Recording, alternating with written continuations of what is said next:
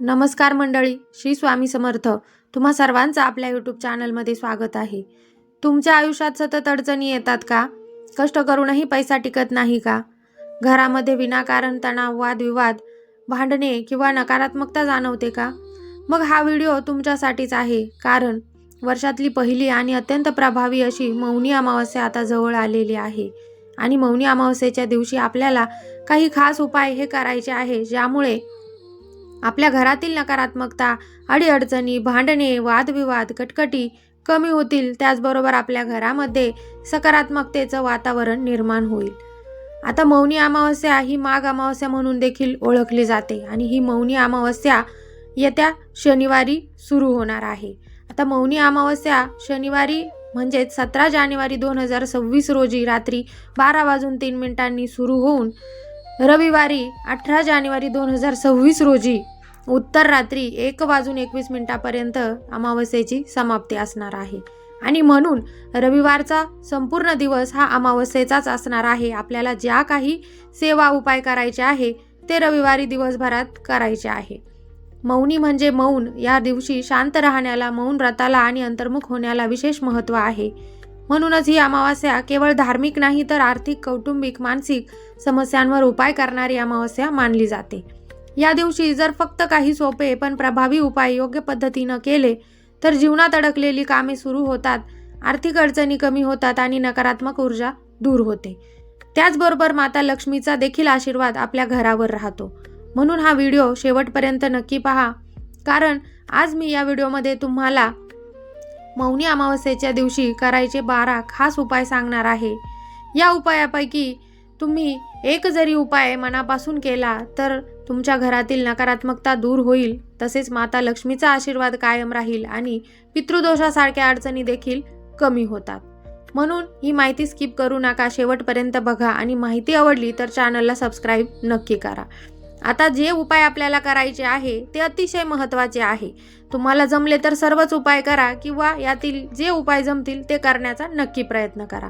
पहिला उपाय आहे सूर्याला अर्घ्य देणे. मौनी अमावस्येच्या दिवशी सूर्योदयापूर्वी उठून आंघोळ करून सूर्याला अर्घ्य द्यायचा आहे. अमावस्येच्या दिवशी सूर्याला अर्घ्य दिल्याने गरिबी दूर होते आणि आपल्या घरामध्ये सुखसंपत्ती येत असते. पुढचा उपाय आहे दही भाताचा. मौनी अमावस्येच्या दिवशी शक्य झाल्यास गाईला दही आणि भात खाऊ घालायचा आहे किंवा तांदूळ आणि दही देखील आपण गाईला खाऊ घालू शकतो. जर आपल्या पत्रिकेत चंद्राशी संबंधित दोष असतील तर हा उपाय आपण आवर्जून करायला पाहिजे. या उपायानं मानसिक शांती प्राप्त होते आणि चंद्राशी संबंधित जे दोष असतात ते दोष नाहीसे होण्यास मदत होत असते. आता पुढचा उपाय आहे तुपाचा दिवा. मौनी अमावस्येच्या संध्याकाळी तुळशीजवळ आपल्याला तुपाचा दिवा लावायचा आहे आणि तुळशीला 108 प्रदक्षिणा आपल्याला घालायच्या आहे. याने आपल्या जीवनामध्ये सात्विकता येते आणि सर्व प्रकारची संकट आपोआप दूर होऊन लक्ष्मी मातेचा आपल्यावर कृपा आशीर्वाद अखंड राहतो. पुढचा उपाय आहे दक्षिणावर्ती शंखाचा उपाय.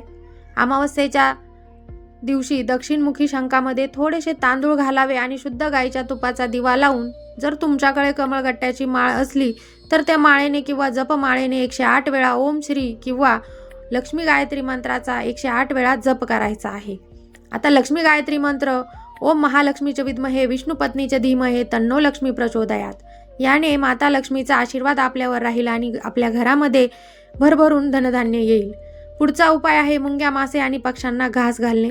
मौनी अमावस्येला मुंग्यांना साखर मिसळलेली कणिक खाऊ घालावी, माशांना कणकेच्या गोळ्या खाऊ घालाव्या आणि पक्ष्यांसाठी आपल्या घराच्या छतावर दाणा पाणी ठेवावं.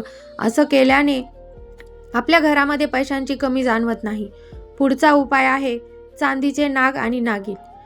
मौनी अमावस्येच्या दिवशी चांदीच्या नाग नागिनीची पूजा करावी आणि त्यांना पांढऱ्या फुलांसोबत वाहत्या पाण्यात प्रवाहित करावं. असं केल्याने कालसर्पदोषापासून आपल्याला मुक्ती मिळते आणि आपल्याला पितृदोष असेल तर तो नाहीसा होतो. पुढचा उपाय आहे महामृत्युंजय मंत्राचा जप. मौनी अमावस्येच्या दिवशी 1008 वेळा महामृत्युंजय मंत्राचा जप करत भगवान शंकरांना पंचामृताने अभिषेक करावा. याने सुख सौभाग्यात वृद्धी होते आणि आर्थिक संकट दूर होतात. तसंच ज्यांचे विवाह जुळण्यात अडचणी येत असतील त्यांच्या विवाहाचे योग सुद्धा प्रबळ होतात. पुढचा उपाय आहे तर्पण पिंडदान. मौनी अमावस्येच्या दिवशी आपल्या पितरांच्या नावानं एखाद्या पवित्र नदीच्या किनारी ब्राह्मणांकडून तर्पण किंवा पिंडदान करून घ्यावं. असं केल्याने आपल्याला जर पितृदोष लागलेला असेल किंवा काल सर्पदोष असेल तर तो नाहीसा होतो. याने आपले पितर आपल्यावर संतुष्ट होतात. पुढचा उपाय आहे केसर आणि गाईच्या तुपाचा दिवा.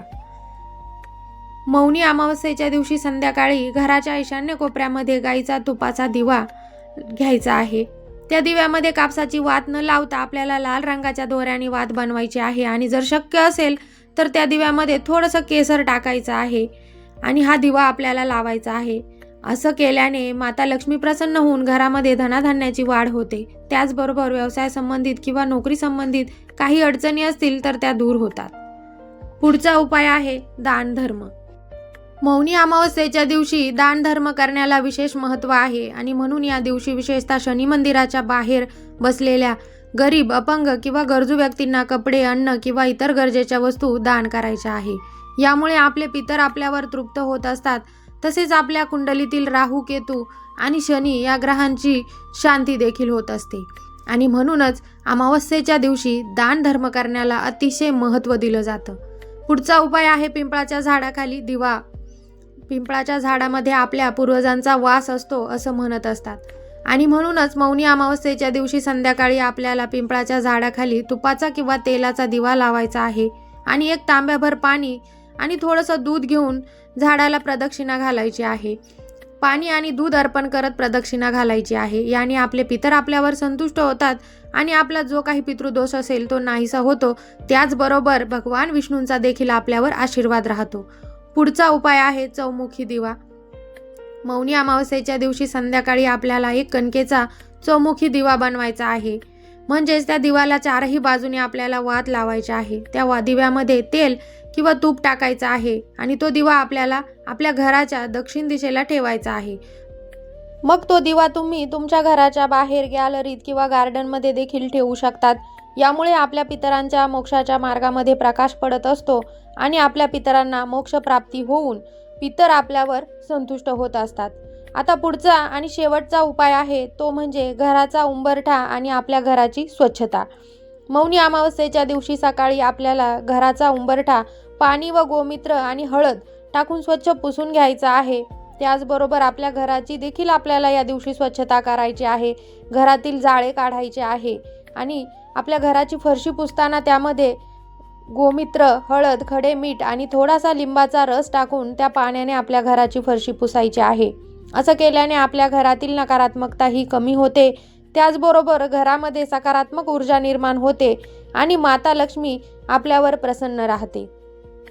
तर मंडळी, मौनी अमावस्येच्या या पवित्र दिवशी सांगितलेले उपाय हे श्रद्धेने आणि शुद्ध मनाने केले तर नक्कीच त्याचे सकारात्मक परिणाम आपल्याला जीवनात दिसून येतात.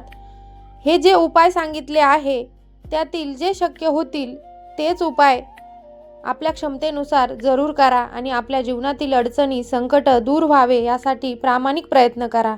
ही माहिती जर तुम्हाला उपयोगी वाटली असेल तर चॅनलला नक्कीच सबस्क्राईब करा, व्हिडिओला लाईक करा आणि ही माहिती मित्रपरिवारासोबत शेअर करा जेणेकरून त्यांनाही या माहितीचा लाभ मिळेल. आणि तुमचं मत कमेंटमध्ये नक्की कळवा. अशाच नवीन उपयुक्त आणि धार्मिक माहितीसह पुन्हा भेटू. तोपर्यंत धन्यवाद. श्री स्वामी समर्थ.